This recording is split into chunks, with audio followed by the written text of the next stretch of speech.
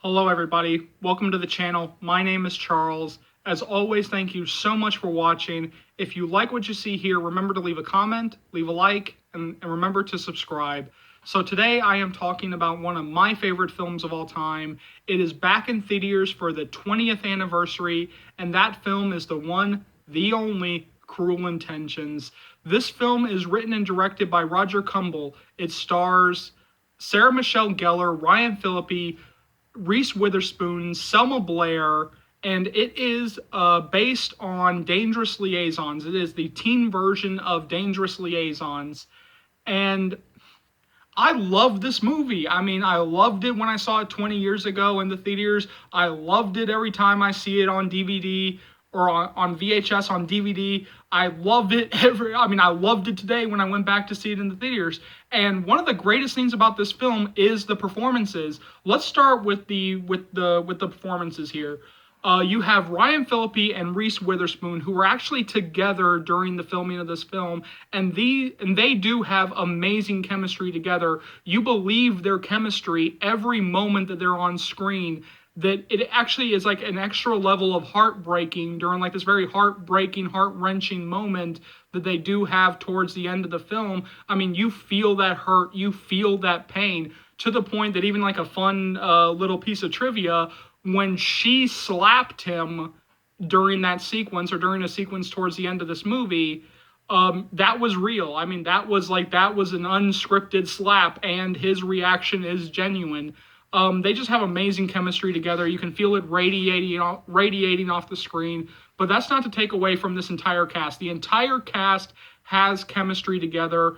But you know what? I want to talk about a performance that I loved, 20 years ago. I love it every time I see the film, and that is Sarah Michelle Gellar. And she was knee-deep in Buffy the Vampire Slayer, when she was filming this.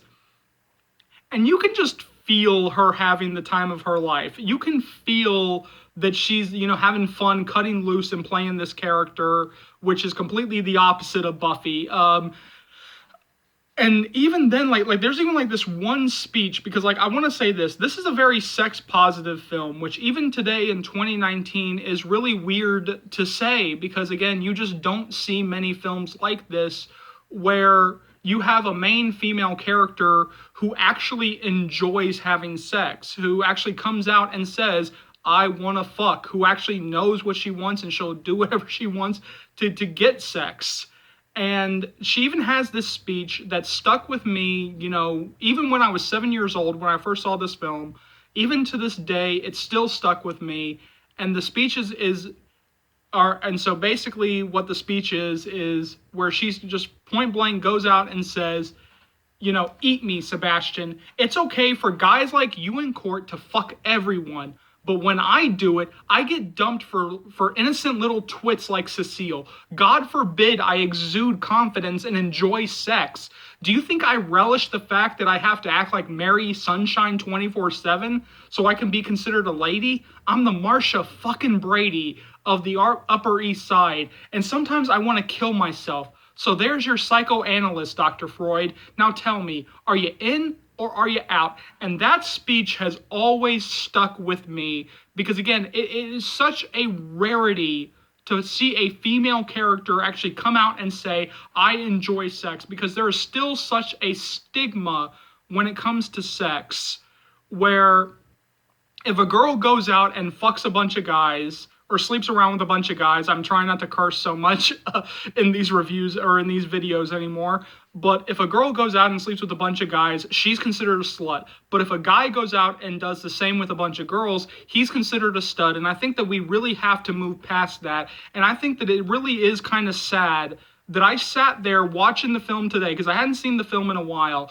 and I kept thinking to myself, why is it that back in '99 we had a more sex positive film than we have ever had in the past couple of years? And here in 2019, when we are supposed to be, now we are supposed to be moving in a more progressive angle. We are supposed to be in the year of the women. Because you know what? I would love to see, if this film came out today, I would love to see what the reaction to this film would be. Because I think even that speech feels so groundbreaking even though people have actually said this, several times, but it's still such a rarity to hear it in a Hollywood film that even today in 2019, I mean, I think that speech would still resonate with people, and that speech would still be singled out for praise. This is a film that I loved back when I saw it in 99. I loved it, every time I've seen it on VHS and DVD. I just love everything about this film. I think that this is easily one of the, other than the Glenn Close, John Malkovich adaptation of Dangerous Liaisons, I think that this is actually easily one of the best adaptations of Dangerous Liaisons. It made it work. I mean, this is something that should not have worked. I mean, when you hear that a classic is going to be remade with a bunch of teenagers, you roll your eyes. But you know what? This was easily one, but let me back up for a second here. Because there's a reason why I reshot this video. Yeah, I'm actually reshooting this video right now. And that's because there's a film coming out in a couple of weeks called After, which is based on a book by Anna Todd. I'm sure some people who are watching this are going to, know that this film is coming out. But one of the characters is played by Selma Blair, who plays Tessa's mother. Tessa is our main character in After, in the After film.